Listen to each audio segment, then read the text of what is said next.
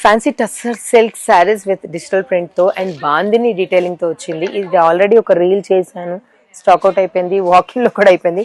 Again restock చేయడంతో ఒక్కసారి ఒక చిన్న రీల్ చేసి చూపిద్దామని క్విక్గా చేసి చూపిస్తున్నాను. సెకండ్ షేడ్ ఇది and third one, fourth one and fifth one. So these are the sari.